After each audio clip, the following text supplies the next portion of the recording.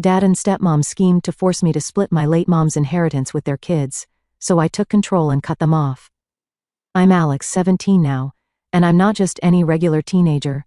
My story is, well, let's just say different from most. It all starts with my mom, who died when I was 7. That was tough, of course, but little did I know back then, she left me something big, like really big. We'll get into that soon. My dad remarried when I was about 9 to Rachel, who came with her daughter, Madison. Rachel's all right, I guess, but she's definitely the type who tries too hard to act like she's everyone's best friend. Madison, she's like a year younger than me, and let's just say we don't exactly click. Not that she's done anything majorly wrong, it's just, she's always had that I deserve it all vibe. Oh, and I have a half-brother, Jake, who's 5 now. He's cool, just a little kid, so no drama there yet. Let's rewind to last year when I found out about the money. My grandparents, who are my mom's parents, sat me down for a serious talk. I thought it was going to be about college or maybe some boring life advice or whatever, but nope. They dropped the biggest bomb on me. It turns out I'm going to inherit between $500,000 to $1 million when I turn 18. Yeah, you read that right. My grandparents were super successful business people. They ran this business for years, made a ton of money, and sold it. Instead of keeping any for themselves, they put it all into this trust fund for me. Now don't get me wrong, I wasn't jumping up and down when they told me. I mean, my mom died, and money is not exactly something that can replace that. But still, the idea of having that kind of cash was pretty wild to think about. Like, one minute you're just a regular teenager with part-time job dreams, and the next, you're going to be set for life. Kind of a lot to process. My mom had this whole plan set up. Before she passed, she wanted to make sure that if anything happened to her, I'd be taken care of. She didn't want my dad, or, worse, his new wife and kids getting their hands on it. My grandparents kept adding to the fund after she was gone, and they've been managing it ever since. Smart, right?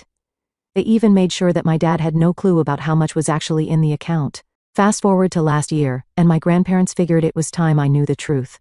They wanted me to be prepared, not just hit 18 and suddenly have all this money with no clue what to do with it. They explained that my mom set this up to secure my future and only mine, not for Madison, not for Jake, and certainly not for Rachel, just me. At first, I didn't really think much about telling my dad. I figured he already knew it was a decent amount and would be cool with it. Big mistake. One night while we were just sitting around, I casually mentioned that I'd be getting a good chunk of money when I turned 18. My dad's face went from chill to complete shock, like the color drained out of his face, and his jaw just kind of hung there. I guess he didn't expect me to be sitting on a gold mine. He started asking all these questions like how much, where's it from, who's in charge of it, all that stuff. I didn't want to lie or anything, so I told him. Well, next thing I know, he's talking to Rachel about it, and things went south fast. They sat me down like we were having some kind of intervention. They start talking about family and sharing the wealth, and how Madison has big dreams of going to law school but won't be able to afford it unless she gets some help. And by help, they meant my money. Not only that, but they also brought up Jake like, oh, he's only 5 now. But what about when he needs to go to college? It would be so great if you could help set him up for his future. I sat there in disbelief. I mean, are you kidding me? This money was saved by my mom and my grandparents, and they expect me to just hand it over because they can't figure out how to pay for their own kids' stuff? I told them straight up, this money is mine. My mom and my grandparents made sure it's for me, not for Madison or Jake. That's when Rachel flipped.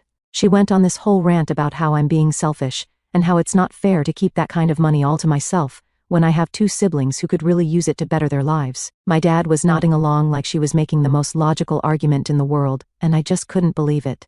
They were acting like I owed them something. Rachel kept pushing, saying things like, how could you even think of blowing all that money on yourself when you could change someone else's life? Don't you care about your family? But let me tell you, it was never about family for them. It was all about getting their hands on the cash.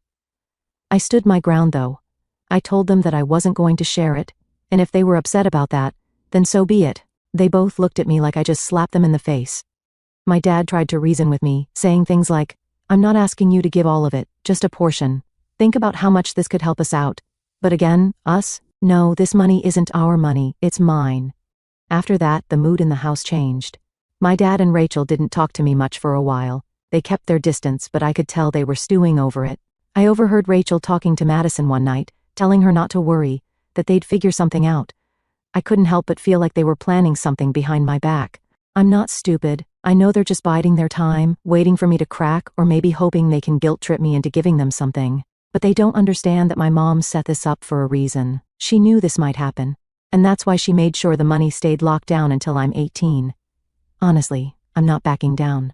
This is about more than just money. It's about my mom's legacy, what she wanted for me, and not letting anyone take that away. Not Rachel, not Madison, not even my dad. They can try all they want, but they're not getting a penny. Alright, so, after the whole money situation blew up, things at home got even weirder.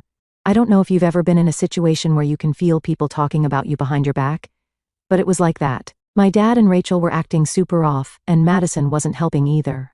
Like every time I walked into the room, it would go dead silent. They'd just stare at me like I was some kind of villain for not handing over my inheritance. It was awkward as hell. Anyway, one day, Rachel decided to take things up a notch. She pulled me aside in the kitchen and tried to have this heart-to-heart conversation. I was just trying to make a sandwich, and she comes at me with, "Alex, I think you're making a mistake. You're young, and you don't understand the value of family yet. When you get older, you'll see that helping out your siblings is more important than any amount of money." I just looked at her and said, "They're not my siblings. Madison isn't even blood related, and Jake's my half-brother. This money has nothing to do with them." She looked shocked, like I just insulted her entire existence, but come on. Was I supposed to just roll over and agree with her guilt trip? Rachel wasn't done though. She tried to go on about how family isn't just about blood and how I should show compassion, but I wasn't buying any of it. It was the same old routine, make me feel bad, get me to agree to give them money, and everyone's happy. Except me, of course. Things hit a real turning point about a week later. My dad and I had this huge blow-up argument, and honestly, I didn't see it coming. He had been pretty quiet after the initial conversation, so I thought maybe he'd let it go. I was wrong. One night, he comes home from work, and I can already tell something's up. He's all tense and doesn't even bother with the usual "how was your day" small talk.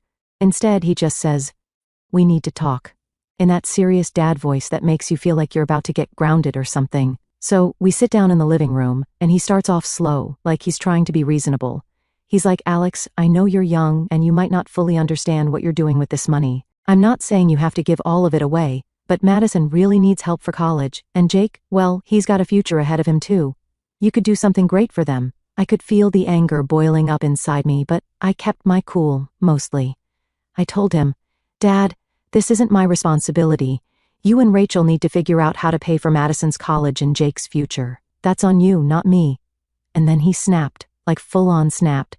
He started yelling, which is something my dad never does. He said, "I've done everything for you. I've raised you, put a roof over your head, fed you, clothed you, and this is how you repay me? By being selfish?" I tried to stay calm, but it was hard. I mean, come on, he was basically saying that I owed him my inheritance because he did the bare minimum of being a parent. I told him, "This money is from Mom and my grandparents. They set it up for me. You don't get to tell me what to do with it." That's when he said the thing that really messed with my head. He goes, "Your mom wouldn't have wanted you to turn your back on your family like this. She would have wanted you to share." That hit hard, but I knew it wasn't true. My mom set up that money specifically so I wouldn't have to deal with this kind of pressure. She knew something like this could happen, and she didn't want my dad or anyone else taking advantage of it. So, I said, if Mom wanted me to share, she would have set it up that way, but she didn't. She left it for me. After that argument, my dad didn't talk to me for days. Rachel wasn't talking to me either, but that wasn't anything new. The house felt like one big cold shoulder. I would come home from school, and they'd be in the living room or kitchen. But they wouldn't say a word to me. If I tried to talk to them, they'd just give me one-word answers or ignore me completely.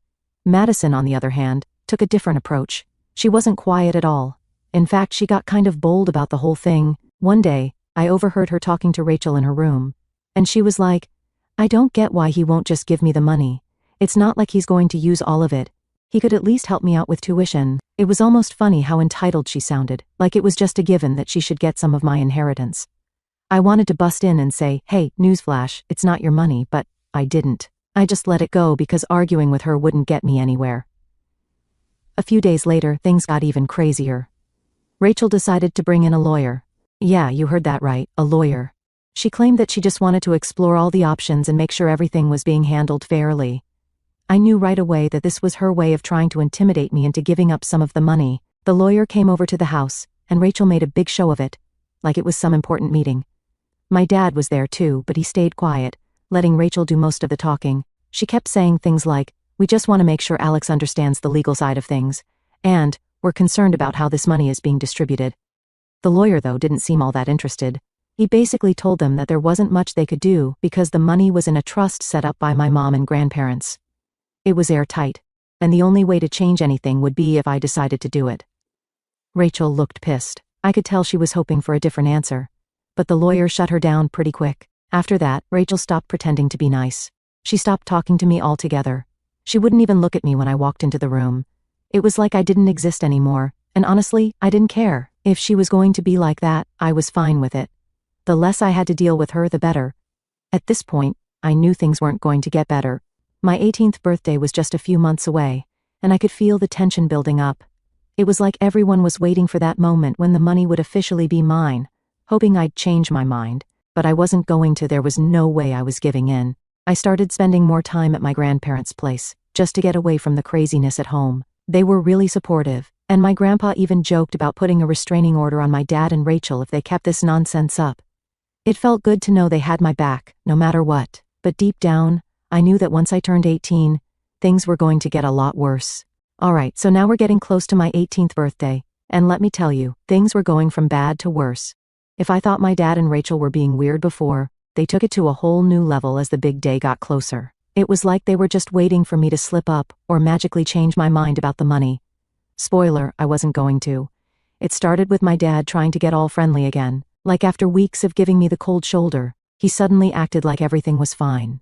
One morning he's sitting at the kitchen table, sipping coffee, and he goes, "Hey Alex, I was thinking we should go fishing this weekend. Just the two of us, like old times." Now, fishing was something we used to do back when I was younger.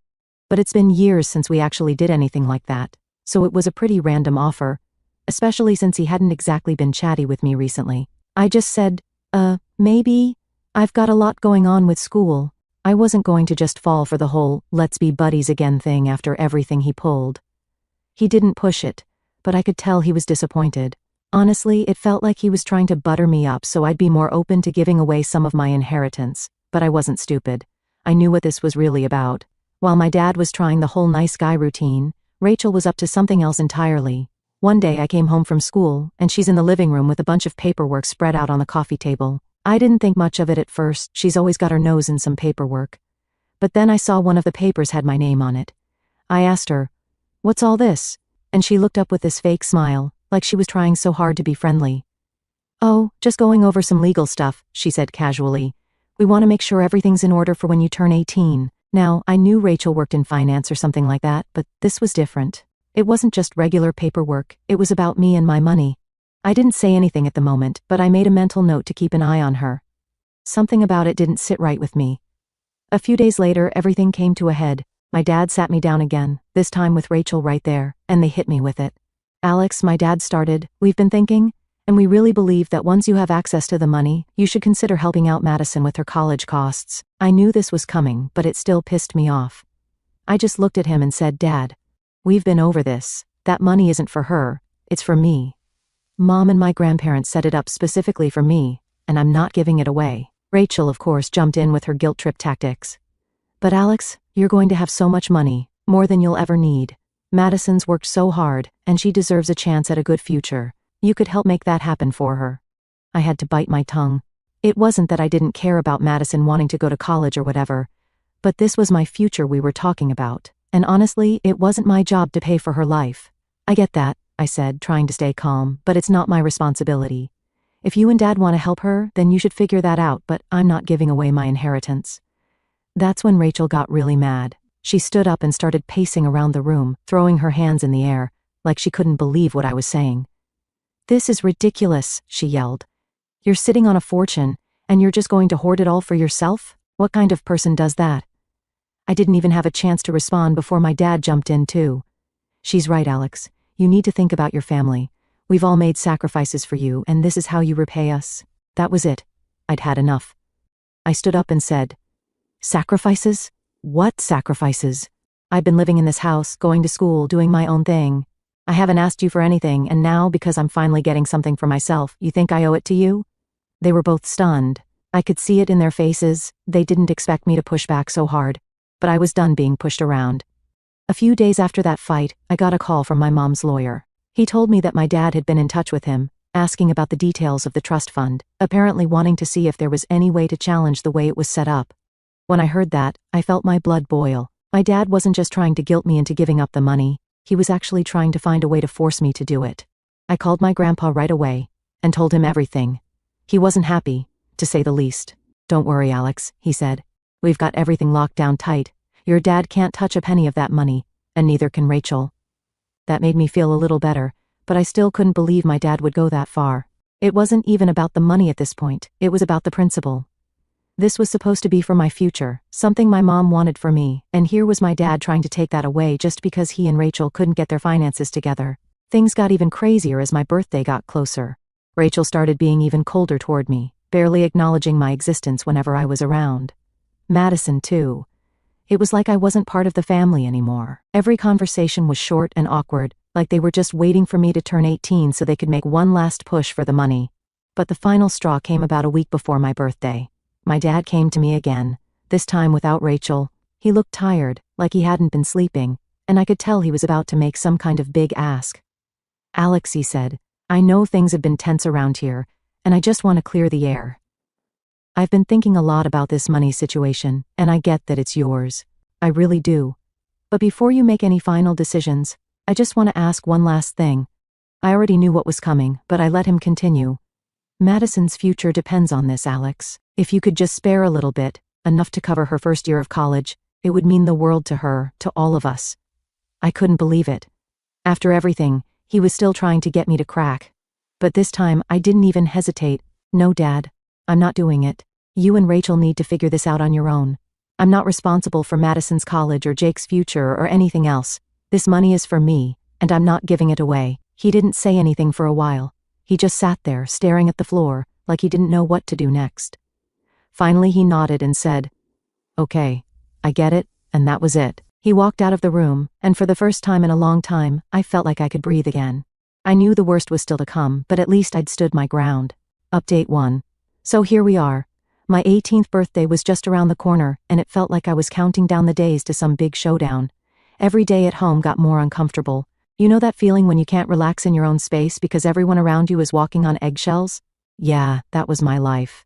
Rachel, for one, had completely given up on even pretending to like me. She wouldn't talk to me unless she had to. And even then, it was always cold and short. Madison, well, she'd been giving me these side-eye looks every time we crossed paths. Like I was the bad guy in all of this for not just handing over the money.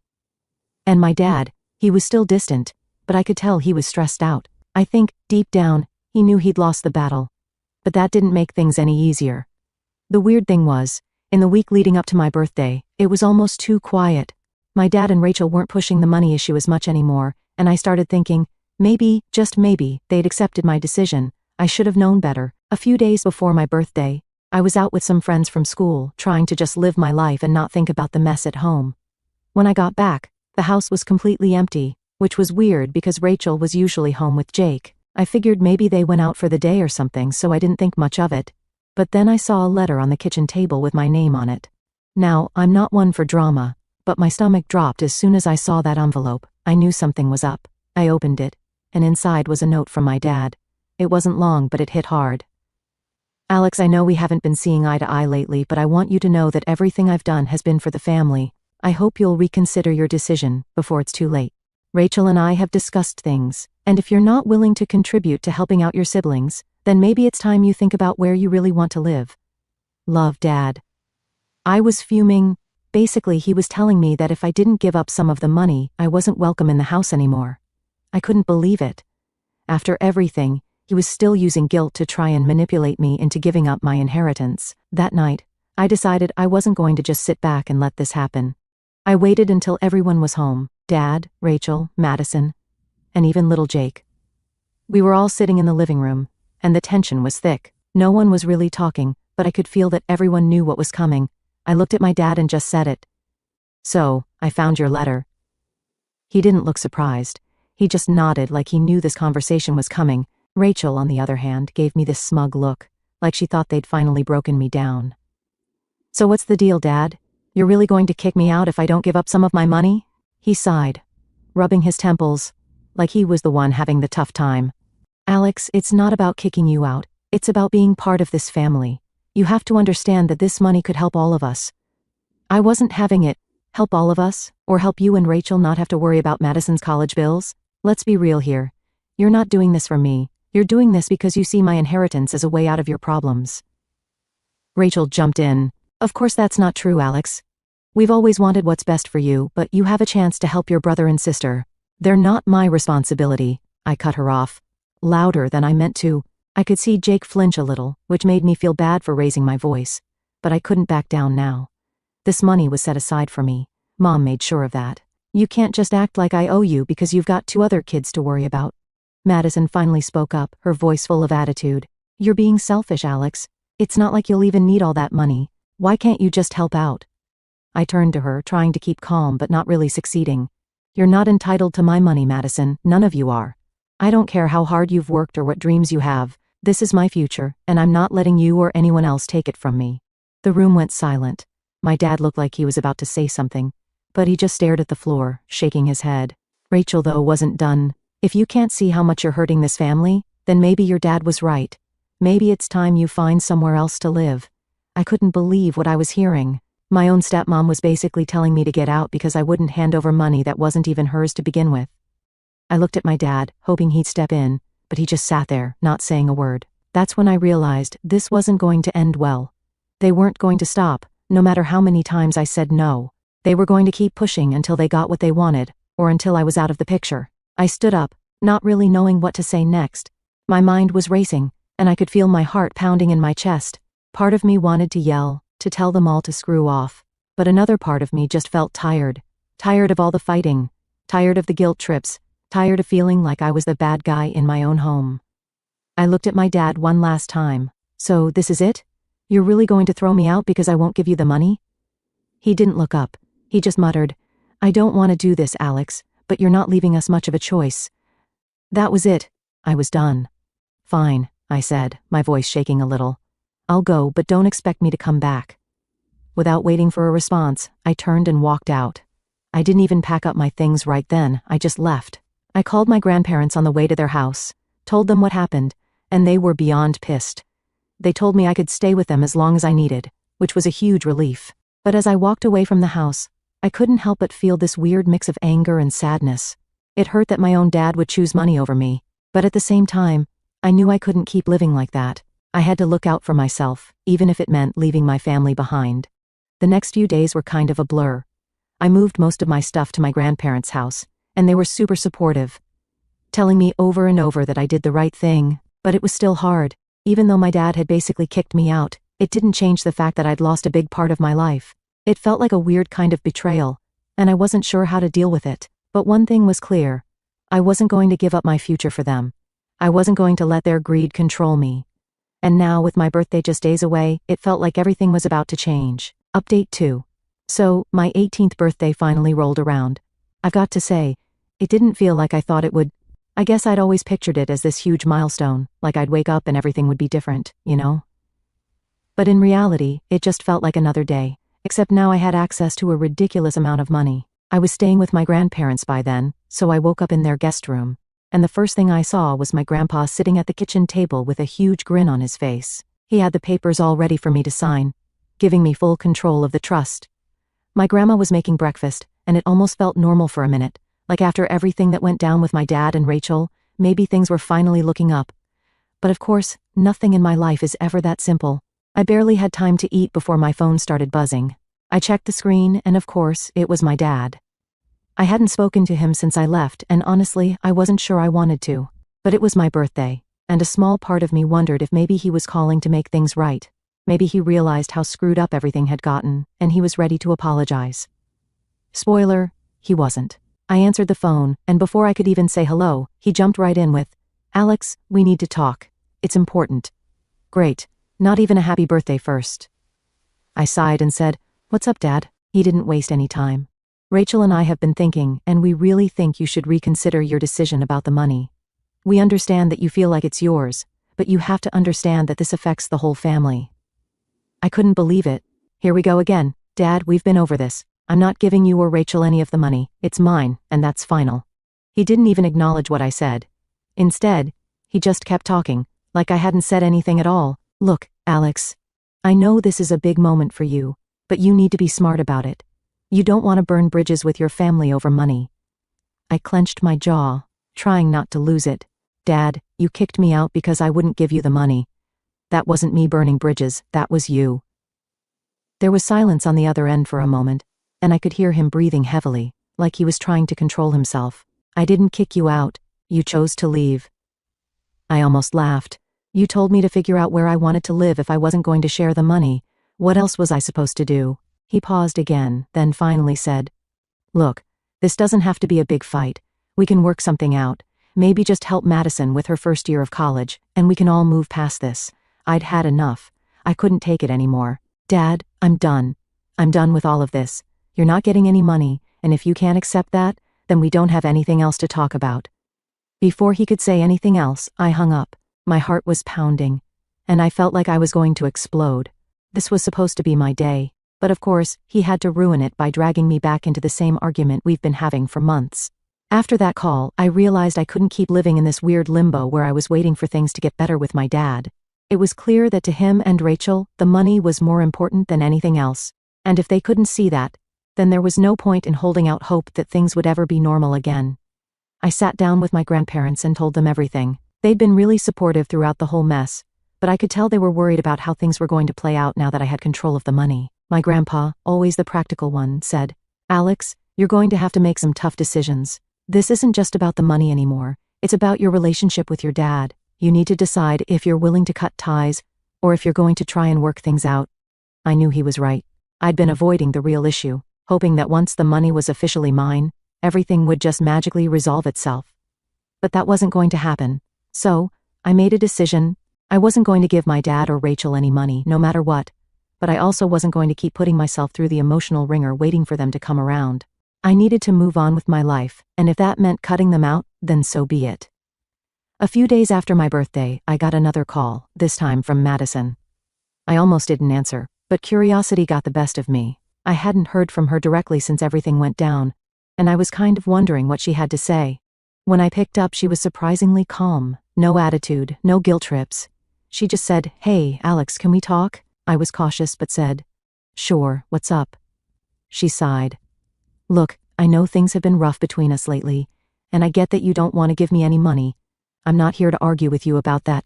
I just wanted to say that I'm sorry for how things turned out. I wasn't expecting that at all. Thanks, I guess. There was a pause, and then she said, I never wanted things to get this bad. I know I was being entitled, and that wasn't fair to you. I don't know, I guess I was desperate because college is expensive, and I thought maybe you'd help me out. But I get it now. It's your money, and you don't owe me anything. I didn't really know what to say. Part of me wanted to tell her off, but another part of me appreciated that she was at least acknowledging how screwed up things had gotten. Thanks for saying that, I finally said. But you're right, this whole situation sucks, and I wish it hadn't gone down this way, but it is what it is. Madison sighed again. Yeah, I know. Anyway, I just wanted to say that I'm still pissed, but I guess I'll figure something out for college. We didn't talk much after that, but it felt like some kind of closure. It didn't fix anything, but at least she wasn't trying to guilt me into giving her money anymore. After that, things got a lot quieter. My dad stopped calling, and Rachel, well, I wasn't going to hear from her anytime soon. I stayed with my grandparents for a while, and they helped me set up a plan for how to manage the money responsibly. I didn't want to blow through it all or make dumb decisions, so I set up a meeting with a financial advisor and got everything sorted. It felt weird though. I mean, I was 18, and I had more money than most people make in their entire lives, but it didn't feel like some huge victory. It felt like I'd lost something important in the process, my relationship with my dad. But at the same time, I knew I couldn't keep letting him and Rachel push me around. I started making plans for my future, college, maybe starting a business, who knows. For the first time in months, I felt like I was in control of my life, and it was a pretty damn good feeling. As for my dad, I don't know if we'll ever fix things, but I do know one thing. I'm not letting anyone take away what my mom and grandparents worked so hard to give me. This is my life now, and I'm going to live it on my terms.